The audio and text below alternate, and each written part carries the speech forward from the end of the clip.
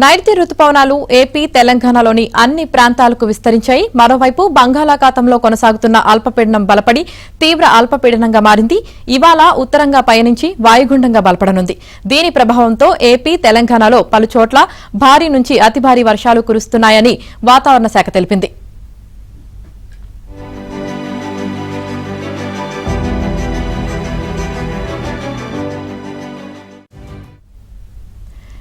ఏపీలోని ఉత్తర కోస్తాలో ఎక్కువ చోట్ల, దక్షిణ కోస్తా, రాయలసీమలో పలుచోట్ల వర్షాలు కురుస్తాయి.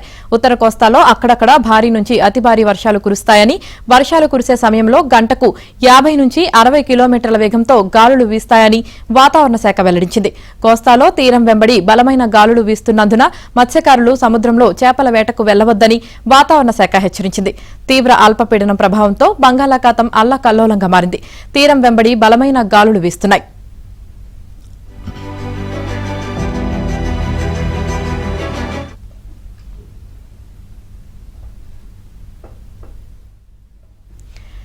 ఇటు తెలంగాణలో ఇవాళ రేపు కొన్ని జిల్లాల్లో అక్కడక్కడ భారీ నుంచి అతి భారీ వర్షాలు కురిసే అవకాశం ఉందని వాతావరణ శాఖ వెల్లడించింది. అలాగే అక్కడక్కడ గంటకు 40 నుంచి 50 కిలోమీటర్ల వేగంగా వీచే ఈదురుగాలులతో కూడిన వర్షాలు కురిసే అవకాశం ఉంది. ఇవాళ భారీ నుంచి అతి భారీ వర్షాలు కురిసే ఆసిఫాబాద్, మంచిర్యాల, నిర్మల్, పెద్దపల్లి, ఆదిలాబాద్ జిల్లాలకు ఆరెంజ్ అలర్ట్, భారీ వర్షాలు కురిసే 15 జిల్లాలకు ఎల్లో అలర్ట్ జారీ చేస్తున్నట్లు వాతావరణ విభాగం పేర్కొంది.